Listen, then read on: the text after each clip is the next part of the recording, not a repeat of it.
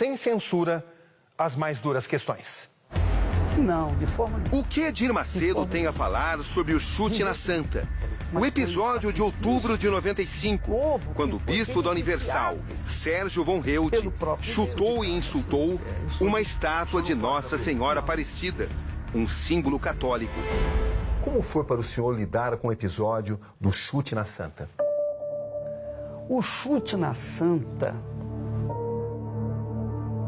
foi... Eu vou falar, não sei se vocês vão colocar.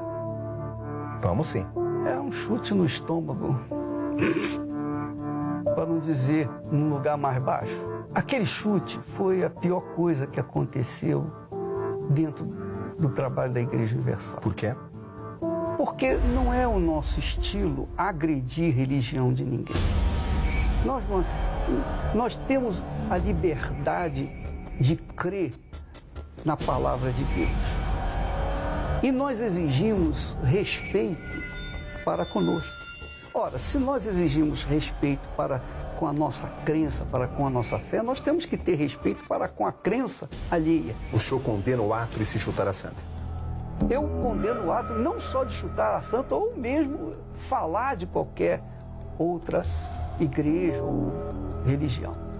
Eu apenas não concordo com as religiões, mas não quer dizer que eu não venho respeitar os seus religiosos. Compreende o que eu estou falando? Eu não aceito as religiões, mas eu aceito os religiosos. Eu respeito os religiosos, porque eu sei que eu também fui um deles no passado. Eu também fui cego no passado. E Deus teve compaixão de mim, por que eu não vou respeitar e ter compaixão daquelas pessoas que estão lá cegas também? Ao longo da sua trajetória vitoriosa, o senhor cometeu erros? Muitos erros. Que erros o senhor cometeu?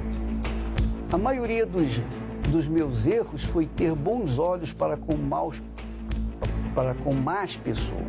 Por exemplo?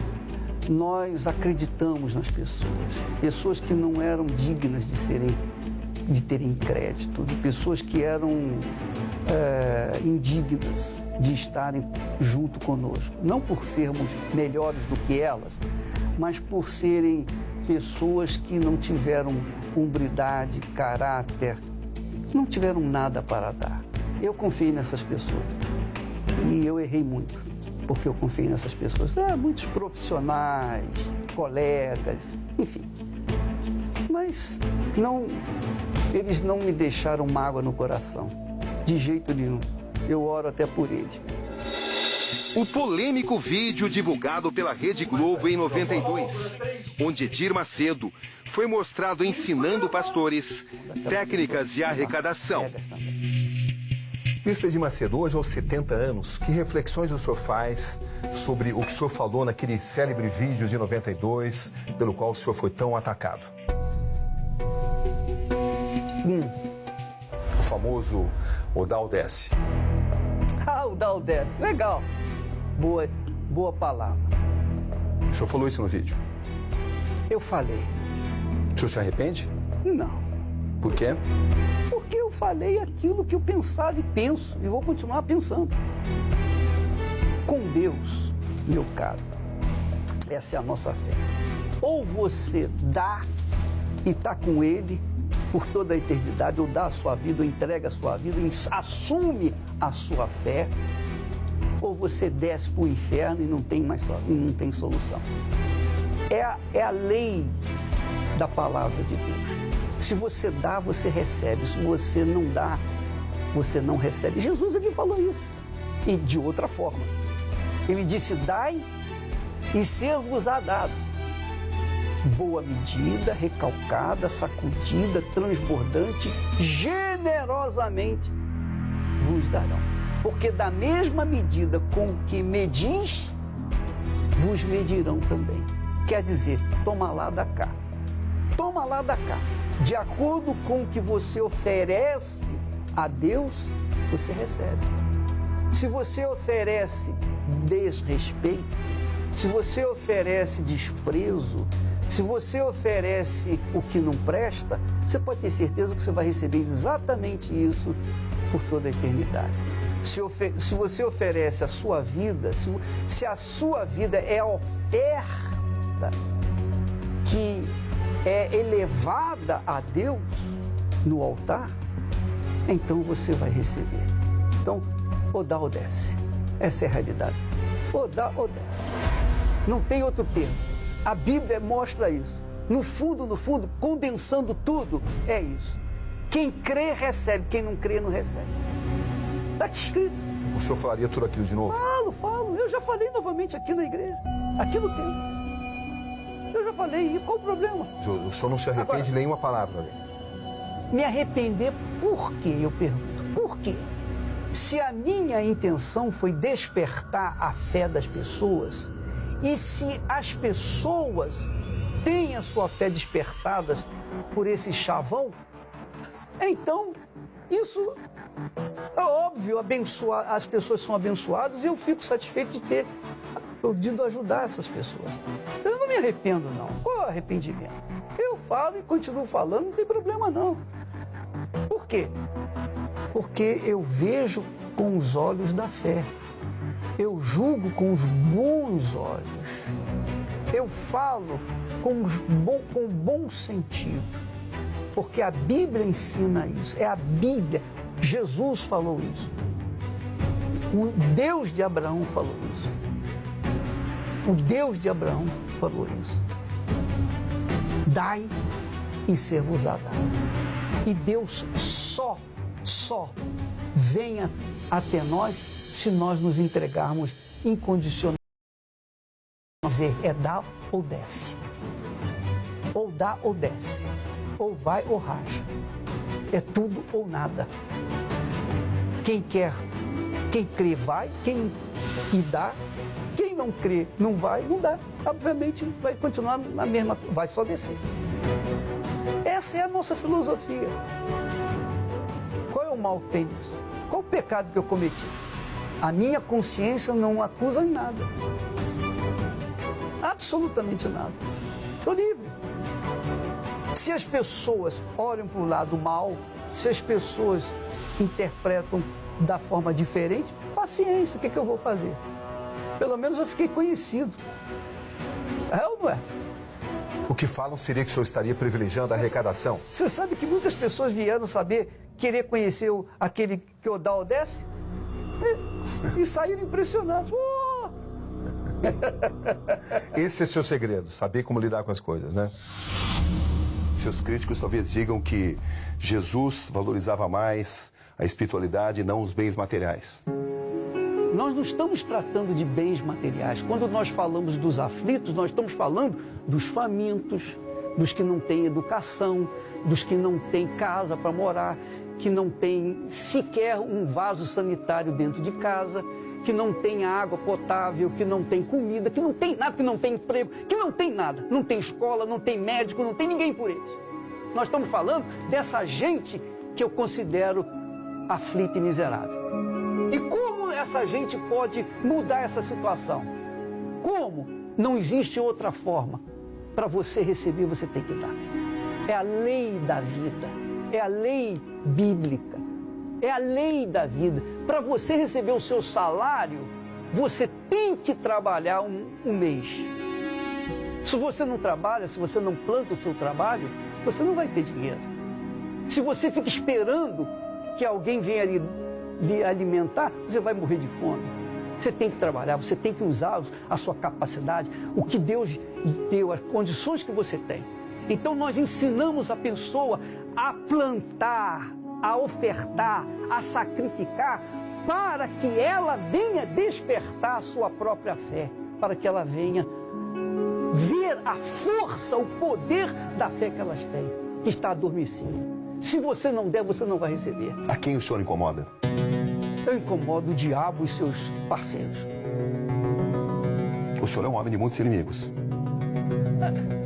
E olha, vou lhe dizer uma coisa. Eu estou pouco me incomodando com eles. Eu estou pouco me incomodando que haja inimigos, que cresçam os inimigos, que falem e eu deixo de falar. Eu vou continuar na minha fé e eu duvido que eles venham me derrotar. Os olhos de Edir brilham quando ele fala de seu exército de obreiros.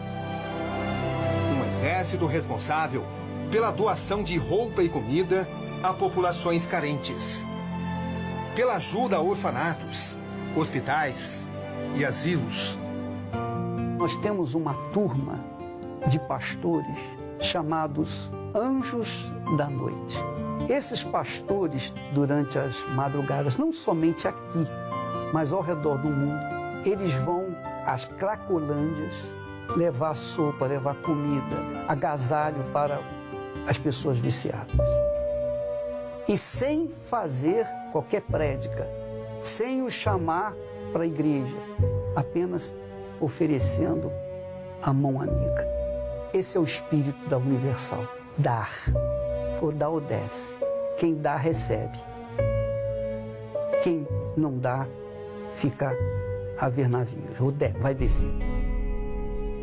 Pelo apoio a populações marginalizadas ou as que vivem em locais remotos.